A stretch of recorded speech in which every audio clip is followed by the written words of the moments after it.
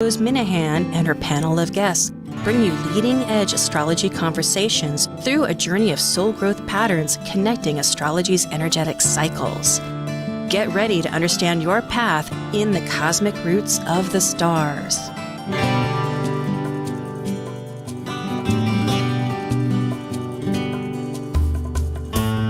Hello again, this is Sue Rose Minahan, and I'm host of Talk Cosmos Leading Edge Conversations. And we've been on since 2018. You can catch all of them, the podcast and now the YouTubes. And we thank you 100,000% for joining us. Today is October 3rd, 2021, and it's beginnings, ready or not. I certainly have felt this. I know my panel has. And we know that right now Mercury is in its wonderful retrograde in Libra, which of course the sun is. And we're going to be talking about, with the Moonbeam Team, the new moon in Libra and the full moon in Aries. It happens every year, but this year, for many reasons, it truly is a beginning. Mars is an activator along with Venus, as we will discuss in many fashions. We're incorporating new ideas, how to elaborate on this idea of the meaningfulness that it might have for our lives. And they're, like, for instance, Sabian symbols, which we've talked about somewhat, the lunar mansions, the Vedic lunar mansions, not everything in depth, but just to give some kind of idea. Geodetic, we'll explain what some of these mean. And Mars, as I was saying, is really an initiator to change the patterns that we've had. Sometimes it's just a fashion. Okay, so with the extremes of Libra, looking at both sides of things that make one and experiencing those, and it'll be unfolding as we discuss it. So with no more ado, I will say now we're ready for the Moonbeam Team. Relating to the sun and moon's energies, including the planets and the entire cosmos for the month's systematic 2-week intervals of the new moon and full moon, plus the annual 4 to 5 eclipses, this is your Moonbeam Team. I'm Sue Rose Minahan, host of Talk Cosmos, an evolutionary astrologer and consultant, plus a certified color energy coach. I explore creative expression as an artist, a musician, and write abundantly, stories to poetry. I love investigating mythology's language, philosophizing eternity, and I'm a perpetual student of life, seeing oneness of body, spirit of people, animals, and nature. I'm Elizabeth Liz Muschett, certified astrologer, sacred healing counselor, tarotist, and numerologist, providing individual consultations, teaching and tutoring internationally, co-author of Gateways to Change, Keys to Navigating the Seas of Life, currently facilitating workshops in Marysville and Camano Island, Washington. And I'm Sara Stromley, a craniosacral therapist and founder of Brain Body Therapy in Kirkland, Washington. I'm an evolutionary astrologer that incorporates different forms of horary, location mapping, and medical astrology into my practice. I enjoy uncovering flower and mineral frequencies that also support the mind-body coherence that aid in the healing journey. And as Albert Einstein said, energy is never destroyed. Energy only changes. Yes, indeed. This is so true. From one energy to the next, right? And at this moment, I will say immediately, without looking at anything, that it's very evident to me that we have all these planets in retrograde along with this particular, I know it's an annual event, but it happens to be that we have the Mercury retrograde in Libra. And so therefore it's joining the great team of these outside planets. So it's a huge readjustments, isn't it? Have you been finding this with all your relationships, whatever they might be, with self and the world and friends and memories and yes? Absolutely. Lots of change. We're shifting gears, that's for sure, because we've had a retrograde party going on, and we have 4 planets going direct this month. So it's a huge change of energy. Yeah, the streams are going to be opening up. They will be. shall we just bring up the new moon right away? Because we are starting with the new moons as of last month, where it used to be the full moon. But we will do that and see if hopefully I can. Well, and this new moon is also in Libra, cardinal sign. So we start out with this cardinal energy of initiating. Cardinal energy likes to start things. So it's like a time to shift gears. So we have many aspects happening right now talking about changing gears. Yeah, that's so true. Well, because I know we're going to, right now, if we go from the Capitol building, all this energy is in, Mars. Let's not do that. Let's talk about Mars. I'm trying to get that chart up and it's not coming up for some reason. Let's see if I can do that. Okay. Now, what's happening here? Anyway, somebody keep talking as I try to find this. It's not coming up. Well, there it is. Did you see that? Can you see that? Did it come up? I don't see anything. Well, anyway, that's okay. Our podcast can't hear it anyway. But let's talk about Mars right there, right at 13 degrees. All of it so close. And it's the polarity of Venus. I mean, the cosmic lovers. So we're breaking away from things, yes? Yes, and this new moon, the sun and moon are also at 13 degrees of Libra. So we have this 13-degree Libra party going on. Yeah. Did you share your screen? You have to push share. I'm trying to, and I can't get it. I don't know what happened here. Anyway, that's all right. So that's all right. We can talk. We know it's happening. So let's go ahead and there's a lot of dynamics. There's this continual dynamic coming up besides this time that we're really looking behind going forward, but we're also in these tension-oriented worlds. And with the great, the large T square and square that we've been mentioning on many, many shows between Pluto and Aries, the truth teller of chaos, and Pluto of transformation. So, but let's talk about Mars maybe and the anger.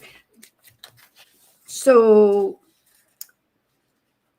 let's talk about the numerology of it. Somebody there? Okay, well, we have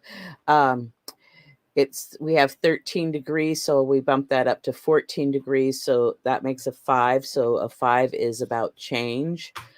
So this month to me asks us to have change, but be gentle with yourself, because I want to bring in the Libra energy with that the Libra energy is about balance, harmony, partnerships, keeping it harmonious as we make changes.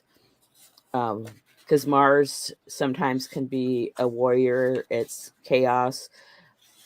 It's showing us things that need to be addressed. And so with this cardinal energy, we can start working on some issues to make changes. And not always is the first time that we make a change the complete change that we need to make.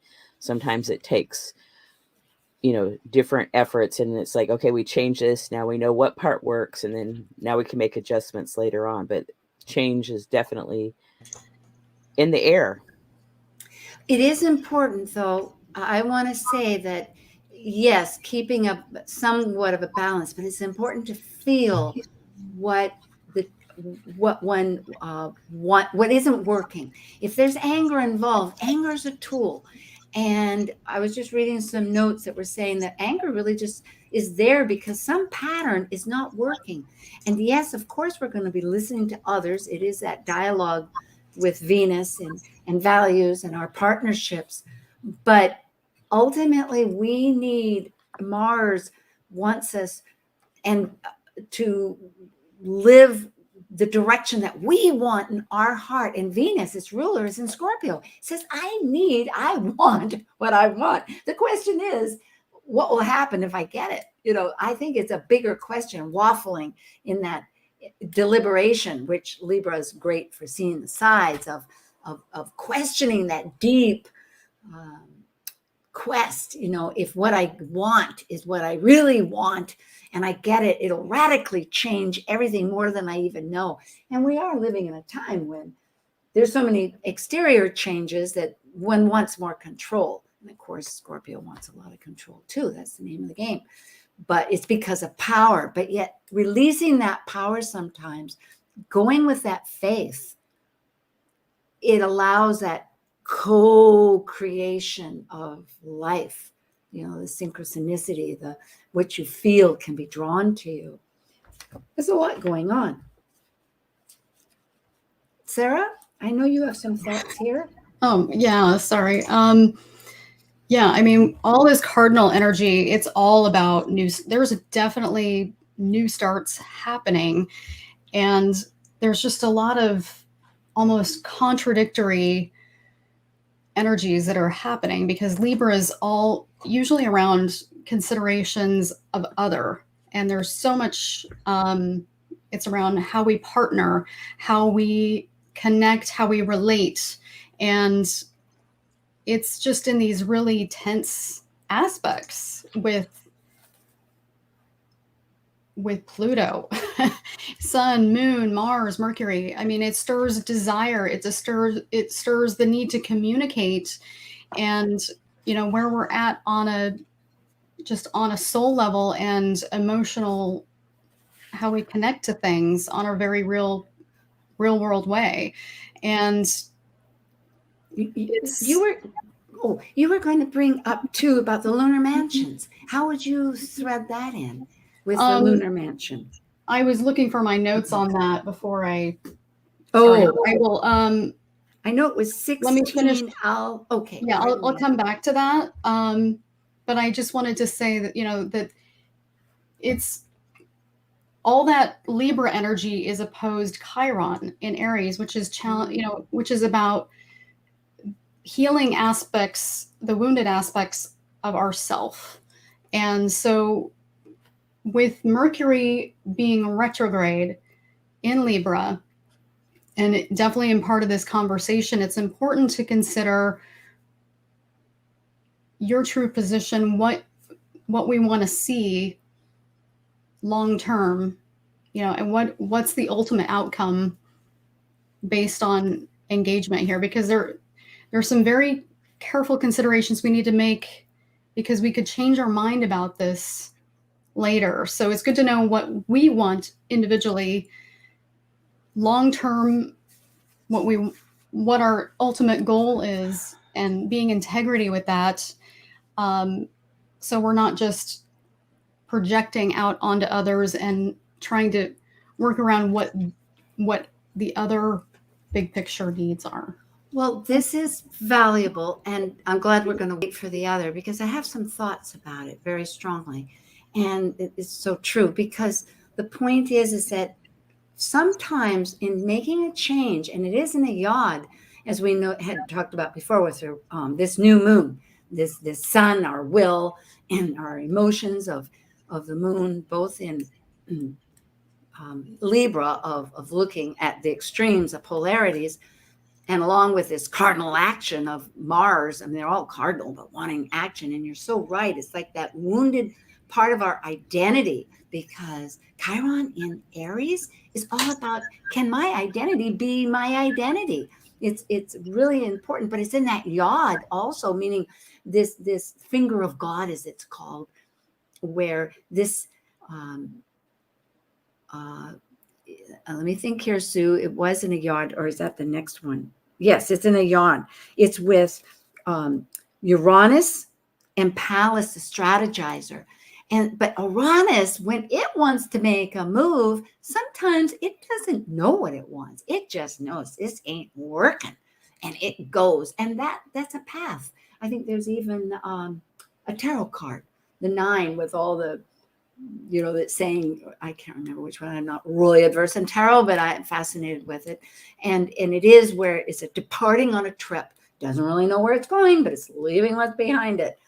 So you're right. In the best way, you can try to deliberate, but really it's that experience of connecting with your feelings. And thank goodness Mars is there to help the cause with Venus, that's saying it matters. This is intense. This is passion. This is like my life. This is what I really care about.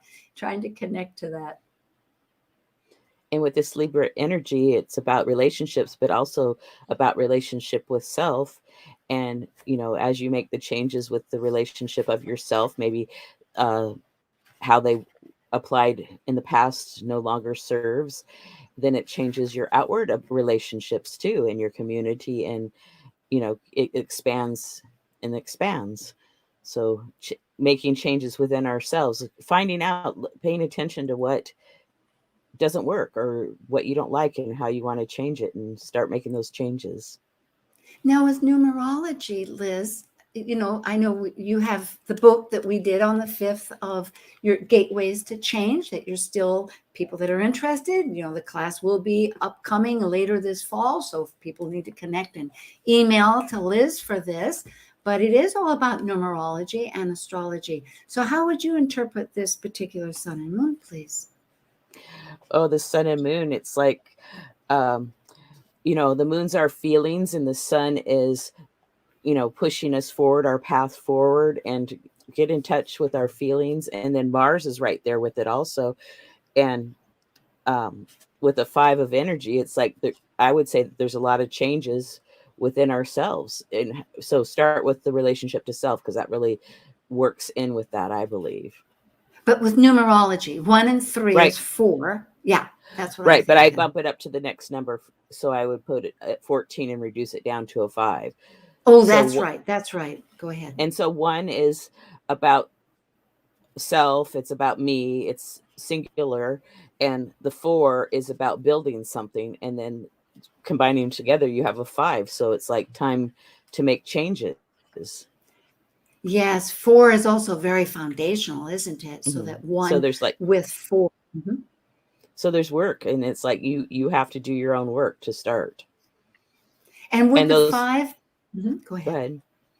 Well, those that have done their work, it's easier. Oh, to build on it. Yes. But I think, doesn't 5 bring in that other part, that the ethereal, the spirit? So you have your foundation, the physical, the form, but you're bringing in this new kind of going into the unknown of bringing in, that's where the change is involved. Is that true? I mean, I know that some partially, but sometimes you'll know some of the changes you want to make, and sometimes you won't have any idea.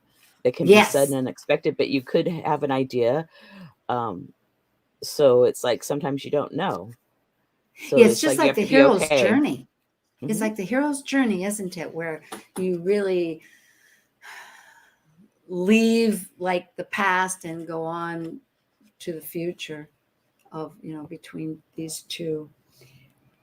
And did you want to mention, Sara, about the lunar mansion, 16 Al-Zubana, maybe? Did you have your notes yet? That I know that you had mentioned it had to do about wealth and prosperity, but not love. Yeah, there's no love in this. It's interesting because all the Libra energy. But the energy of this is really good for how we trade, how we do. Venus also rules money, so it's how we manage our money and how we go about our business and how we save for long-term things. But this energy is not good for relationships right now.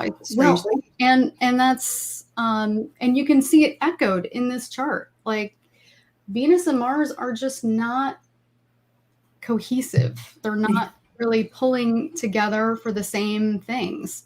And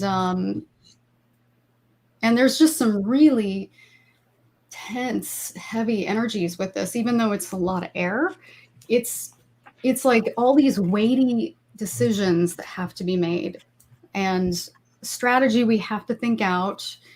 But I think it's really important to think because we're going to be coming, some of these planets are really close to making aspects to to Saturn, and into Jupiter. So in the coming days. So there's just Monday, tomorrow is a big day for a lot of the stuff as things start to change sign into, things starting to shift into making more closer aspects. On the 4th? Yeah, that's a... or no, the next day, like on the 7th. So. Oh, okay. Yeah, it's good to mention on the 7th. That's very true. Yeah, they're about to go... Pluto, I think, it's already stationary, and it's going to go direct. And then Jupiter and Saturn follow that relatively soon after that, which is our structure and our visions of expansion, and we're changing it all. So that's absolutely true. And as Liz mentioned with the outer planets, both Pluto and Saturn, I think Pluto, Saturn, and Jupiter are all like going direct. So it's like where we've been blocked. We've been really, really blocked. So just be kind to yourself, as Liz says, because just do the best you can, because there's just the decision makers, the authorities are just not working effectively because there's so much up right now. Well, this does, if I may, yes. And I think I can add that really, again, it goes back to Venus in Scorpio. It's so interior.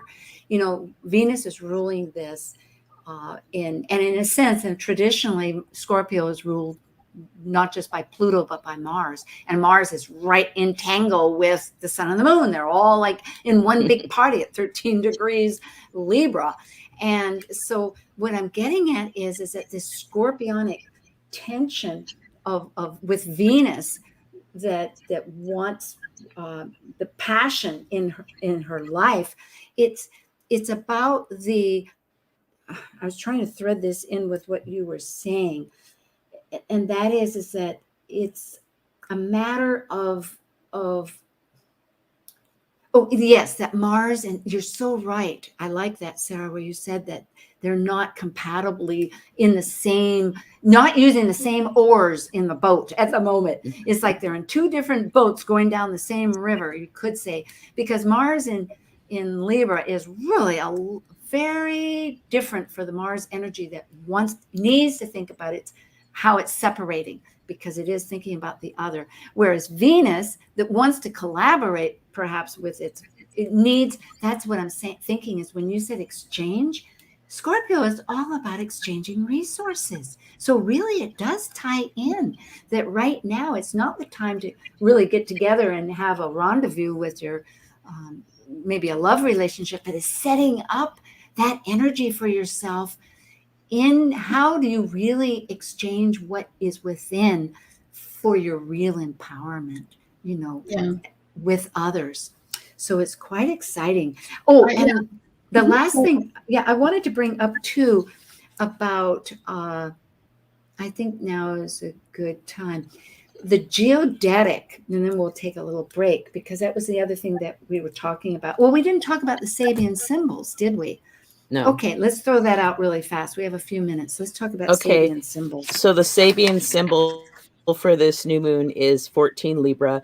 In the heat of the noon, a man takes a siesta. So to me, that's talking about time out, take a break. Then the quest Sabian symbol, that's where we're headed towards, is circular paths. So establish a routine and don't get stuck in the going round and round and round. Yeah, and a steady karmic. Oh, go ahead. The karmic Sabian symbol is 1 degree before the new moon for where we've come from. Children blowing soap bubbles, young minds dreaming. So keep dreaming. And then I also wanted to say with Pluto stationing direct that it's, rules Scorpio. So it's like even more emphasis on that scorpionic energy. And even though Venus and Mars are in mutual reception, they're not really, they're in mutual reception. They're in each other's ruler signs, but they don't have a connection. They can't seem to get it together. Yeah, it is interesting. There is sometimes Though behind all of that too is again this great energetic square, the 5th of the 5th coming up on October 9th between Pluto and Aries. You know, Pluto has 248 cycle year, and Aries, a dwarf planet further out, who's the sister of Mars, actually, is 558 years. And this last time that they were in this kind of tension together was 2,700 years ago, when a lot of the philosophical changes were happening of our directions. And Aries is a truth teller. So really, I would say that all of this is like really getting down to what is your own truth. And yes, it's going to rock the boat. Yes, people won't hear it, but that doesn't mean that one can't take some kind of acts of personal responsibility. And that's the other thing with anger or anything, because Mars, you know, and even with Venus and Scorpio, they're not always wanting, you know, when you decide or say something that is different from what other people are saying and they don't agree with it, there are methods of handling it. But again, it can just be that they don't want to hear it. And that's something to be accepted. So it's taking personal accountability. It's very cardinal, isn't it? Because if you look at Libra, Capricorn, Cancer, and Aries, they're all angular. They're ruled by the angular houses, or they are the angular houses. And so it really is a matter of your networking with your own self and your status in society and your own family and processing. It's a whole kit and caboodle. Well, let's come back. And this is Moonbeam Team. We're missing Katherine. She wasn't able to make it this week. I'm sorry to say, Katherine Metcalf. Hopefully she'll be returning. But I'm with Sara Stromley of Redmond, Washington, and Liz Muschett of Camano Island. And we'll be right back. Thank you.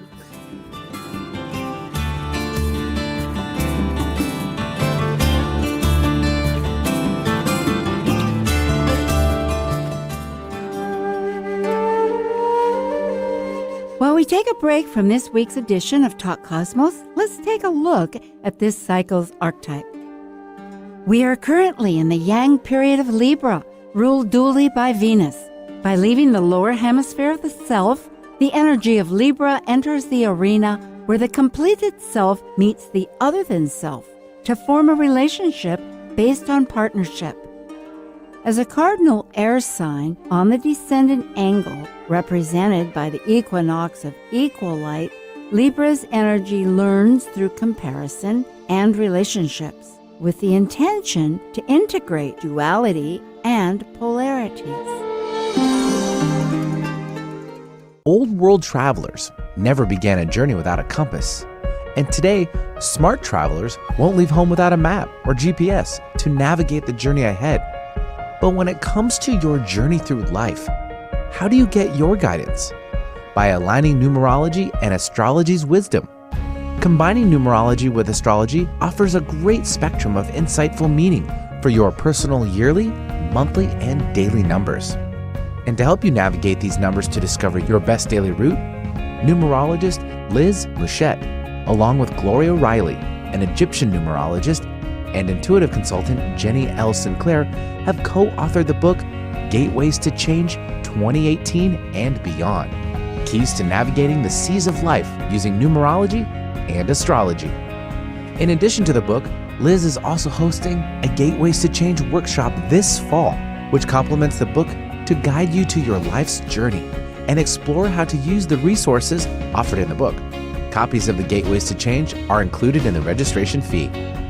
The Gateways to Change book is now available to order on Amazon, and to register for the workshop, you can contact Liz at her website, alightpath.com, or send her an email at Liz, L-I-Z, Muschett, M-U-S-C-H-E-T-T, @gmail.com.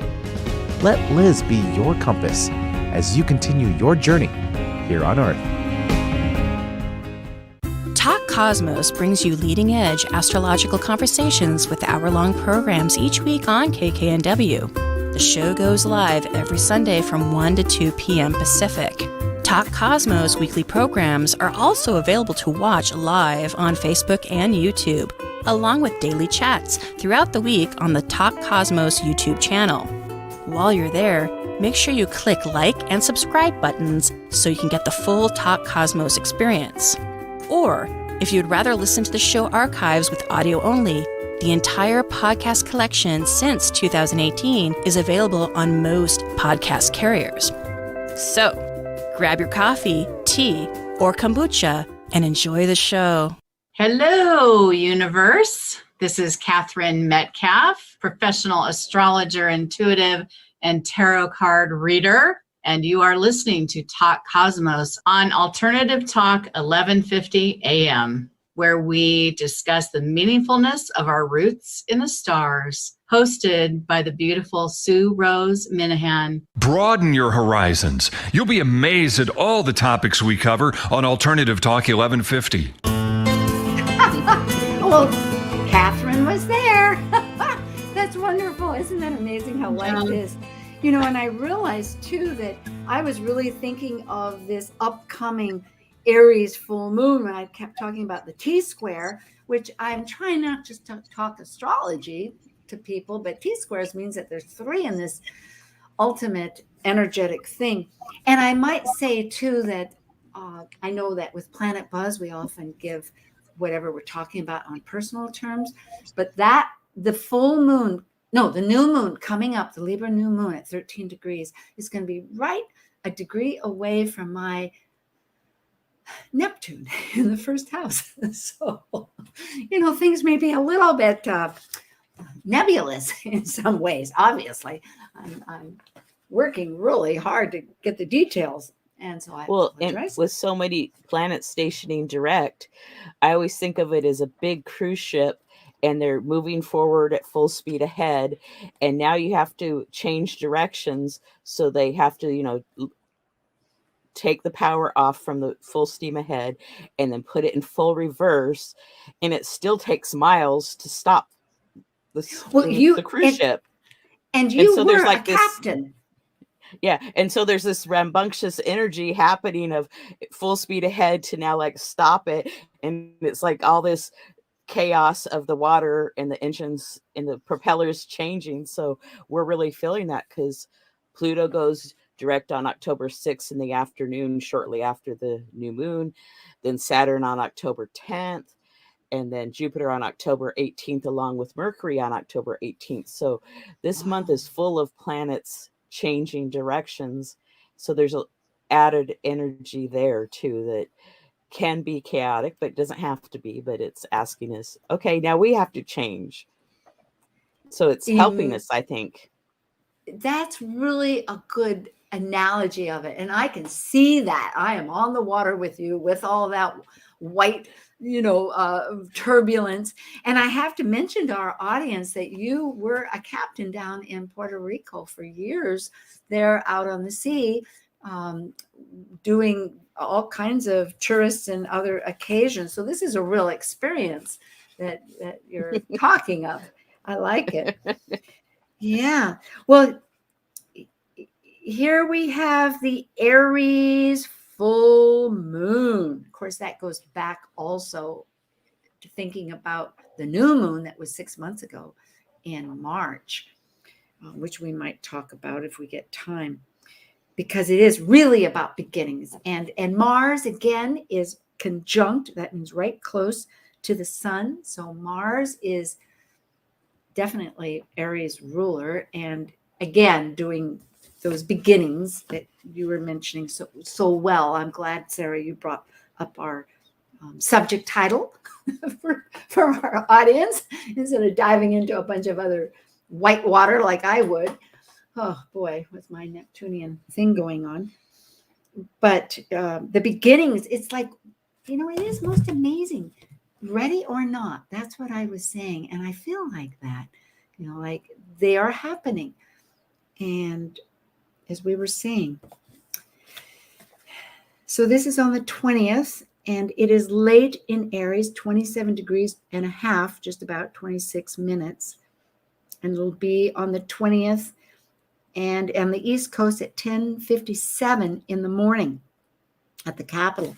And I'll just begin by saying that, because we didn't bring up geodetic, and I had mentioned in my article, because you can always find a little bit of the information on the 1150 KKNW online site, because we are hosted through that.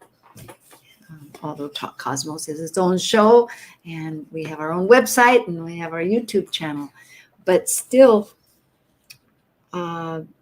it's good information to find out and check with all their other wonderful things happening. So about geodetic is a grid of lines, imaginary lines, but they're lines on the globe, starting from Greenwich, where time in this world that we live in begins, that we've all decided, except for 3 remote places around the world. The one's a temple someplace. I looked at that. But for general sakes, 99.9% of the world, we all go by Greenwich.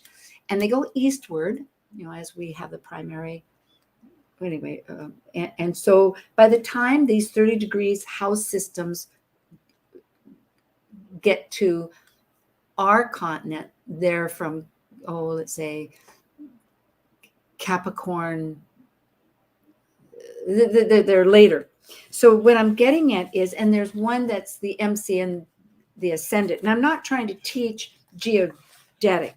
Chris McRae, a wonderful Canadian astrologer who recently passed, I think last year, who very ingenious, wrote a book about the geodetic astrology that I have somewhere. And here it is, actually. I can find it. Okay. Geodetic Astrology, 1988. It was republished. And she read something from the 20s that was about this idea.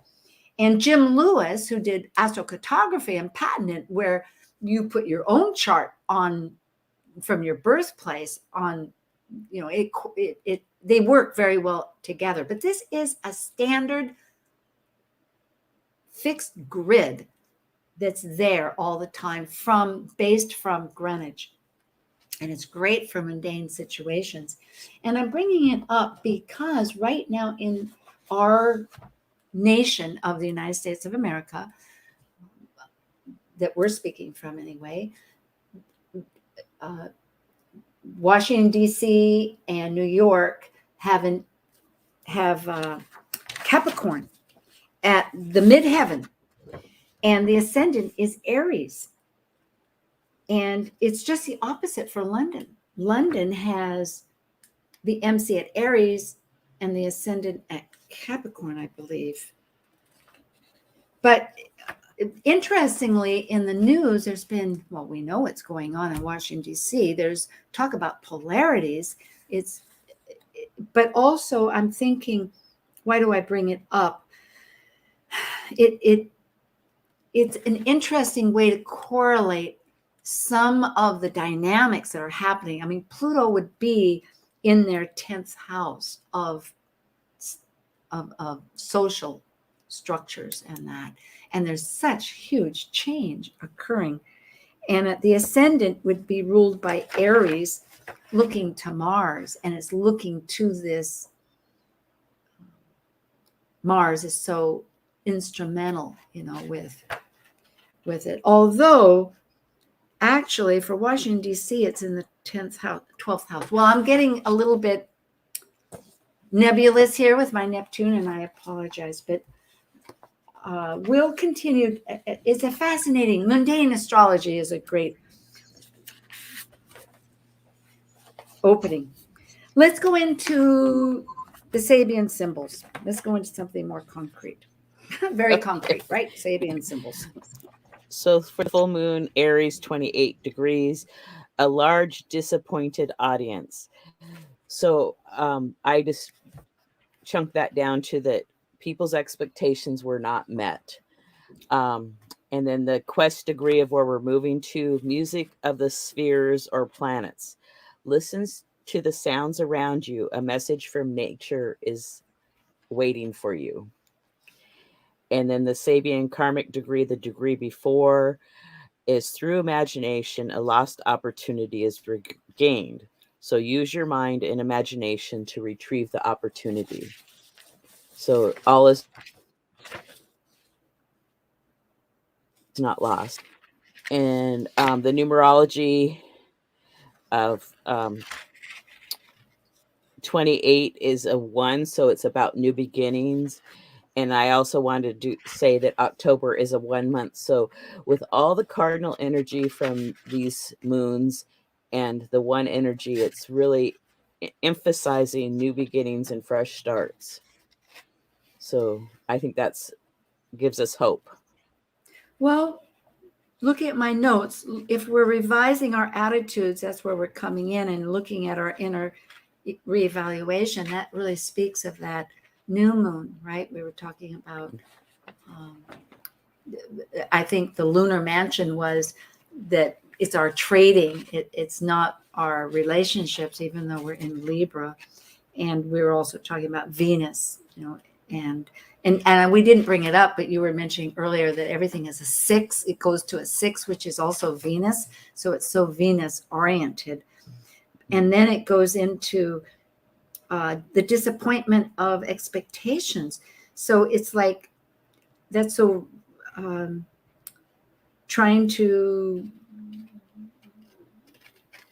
work on what's going to be better. What does the lunar, in order to make some new balance? So what does the lunar mansion say, Sara? Do you have that available? I think it's a 3 you mentioned. No, We can't hear you. Oh, now we can. Yeah, you're here. I hear you. Okay, go ahead. The third lunar mansion is Al Thruaya, and the emphasis on that is creativity and great capacity for work. So it kind of echoes what Liz is saying. It's good for hunting. It's good for business and e-commerce and trade type things. But it's also, again, it's bad for marriage. It's just not a good time for relationships, strangely. Intimate, and even friendships. I mean, you just have to, it's like finding the boundary and the focus of where you're going to negotiate things for yourself. And very Martian. Yeah. And for the betterment of, what a cause that's close to your heart. So, but very potent creative energy here. I guess bringing up the chart is important because Mars, when it separates, you can follow Mars, but you can only take your own body, your own self forward. In fact, I was just listening to something on TV called Explanation. My husband had it on Netflix, and it went through a whole series of things and went into time. And it was mentioning how we're 3-dimensional. We have a grid. And if you look at it as a plane, vertical, horizontal, and the depth, and little squares that you can, the whole idea that time could be before and after at the same time, which I'm, as metaphysical as I am, I really struggle with. But the fact is that 4th dimension time comes in, and it's, as we know with Einstein, talking about energy always changing, it's a flexible thing. It's not like 2-dimensional that makes a 3-dimensional. It's a warped. It changes. In other words, depending on how fast it goes, you have more memories and it seems to be fuller. Or if you're in nature, it goes very slow. So and also that has to do a lot with the cartography, that if you change where you are, that the planets were rising at different parts of the globe. And so that your experience is going to be perhaps different and all of that. So why did I bring that up right now? Sara, you were just mentioning about about self. That's it. Yeah. About the lunar mansion, that it's not for, even though maybe we might want a partnership on an intimate, it's more that Mars is what I'm saying, is that we've got to change maybe the timing of our own patterns, would you say, in order to reconnect with it's just using strategy, and it is about partnering with the right people and having the right conversations. And it's great that Mercury is now direct at this point by the full moon, so that's helpful. But there's still all this Libra energy, and one side of Libra that doesn't really, I mean, Libra is typically referenced as, peace and harmony and balance and everything, but there's a side of Libra that's not really always covered, and it can be a warrior goddess. I mean, it is, she knows strategy a lot like Athena, and how to debate and how to delegate and create this diplomatic type relations with others. So, and if you reference the planet of Venus, you know that this is, its atmosphere is very acidic. It burns up anything that enters it within seconds. It has acid storms there all the time, and these giant pancake volcanoes, they're always liquid, always hot, but always so it's a very dynamic planet, even though it's Aphrodite. Good point. Excellent. Because Inanna, there's other mythologies, prior, because of the different countries, or not countries, cultures, you could say. Because yes, like we have the morning star of Venus and the evening star of Venus, like Ariel Gutman and Adam Gainsbourg, so many of our wonderful modern astrologers are really bringing emphasis to. But the Mayans, and also back in ancient Mesopotamia and Egypt, I don't know about probably Egypt, they saw, just as you're saying, Venus in the morning, Venus at night. And Venus in the morning is not visible as long, but Venus at night is visible for so long and huge in culture. And yes, it was definitely, you're right, that we tend to experience not the experience of Venus, because we have all the lights out. People don't look at the sky. They're not living in that context now. And so we're getting stories that are shared by what the goal was. The goal is to find the balance. But the truth is, I know I've been told that the greatest, I think was Patton. I'm not sure if General Patton, but there are the generals, many great generals were Libras. And she absolutely right, this strategy. And it was the goal was to have equilibrium, but that didn't mean that was what they had. A lot of times for Libras, it's off kilter trying to find that. But it's not the secret, as you pointed out earlier, and I have a lot of Libra, so I've lived a lot of this and I totally get it, is that by acquiescing to the other and deferring without really getting centered, which Venus in Scorpio is asking us at this moment to do. And I think in that chart, where is Venus? Venus is still in Scorpio. Sagittarius. I'm looking. Oh, Sagittarius. Okay, I'm looking at the wrong. Thank you, Liz. Yeah. So it's gaining a new philosophy at that point. That's true. It's gaining a new perspective, and right, because you want to know where your own truth lies. Yes. Yeah, and the seventh house, which is the house that Libra tends to rule in the traditional zodiac that we study, that rules legal matters too. You see the scales. It's this scales of justice too, so it can be contracts, legal contracts, debating the fairness of that, or where things have kind of gotten off track. as well. So, and it rules business partnerships, business connections, and as well as the dance of that leads to marriage. I really think the 8th house is more a marriage.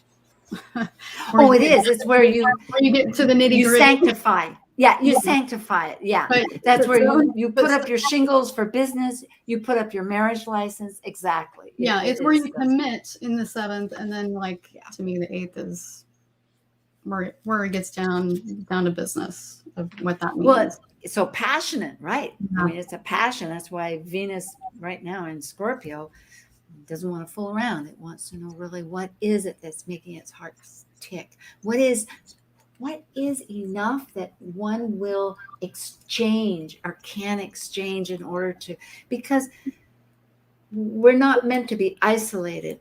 We're meant to be, life is in production together in some form. So we need to have relationships of some form and make them productive. And even if contracts aren't formalized, it seems like there's always an unspoken agreement a lot of times with people, and sometimes that can really get blurry or messy.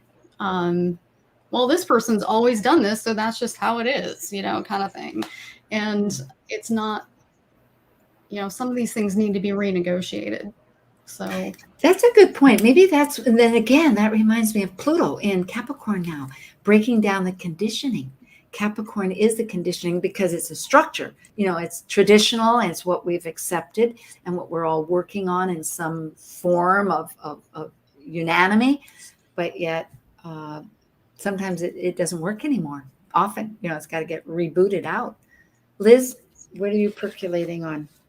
Well, I just want to mention the cardinal T-square, and it's really interesting. With the sun, we have Mars with the sun, and with the moon, we have Aries, and then those are opposite, and they're squaring off to Pluto. So there's, asking for adjustments. And then the mystical rectangle in this chart of what is the gift, and the planets that are involved in that's Mercury of communication, the ascendant in Sagittarius, Chiron in Aries, and Ceres and Black Moon Lilith in Gemini. So I would say, what do I want to keep and what do I want to let go of, and do it gently and easily with harm to none. Can you see the screen? I tried to share it. No, Oh, it's coming up. It's coming up. Oh, okay. Very good. Yeah. For those that can see it. So what was that again? Can you say that, please? Oh, sure. I'm sorry. The whole thing, or just the mystical rectangle? Yeah. Well, what you're talking about in some essence. Well, the cardinal T-square, and we have the sun with Mars in the 11th they're very house. close. And then Libra. we have Aries with the moon in the 5th house, and then Pluto in the Opposite. 2nd house. Mm-hmm. Yeah. And then they've squared off to Pluto. So, those are some powerful planets that are asking us to make changes. And then the mystical rectangle is... Yeah, and maybe we could pause just for a moment there. Thank you for repeating that, because I'm thinking the emotional, when the moon is in Aries, it's so emotional. It's like we're cutting. Aries wants to cut. That's what Aries does. It's like, it cuts things, and it's cutting away. The moon does not like to let go of things. So you have a struggle right for the fact that it's existing in this energy, and it's a late energy. It's 27 degrees. It could be 28. So it's like, it's been on this path, every month it goes through this path, but still right now it's intense. And since it's caught up in this dynamic, in this, what you're saying, this T-square, and it's opposite, it's ruler. So it's really, we're like all this awareness, and its ruler, Mars, is got this other goal of trying to find some balance with what we're going to cut away from, and how is that going to work with my whole being, my whole ego but meanwhile, you have Pluto, the transforming metamorphic energy of death and the ending of cycles, right? I mean, you know, we could put it that way, of deconditioning. So it's an intense time. I'm sorry, it's making sense. Oh my gosh, we can't be that late. Yeah, Oh it my does get goodness. easier. I just want to add, it does get easier late this month, and we'll cover that at the next show on Halloween, the 31st. So.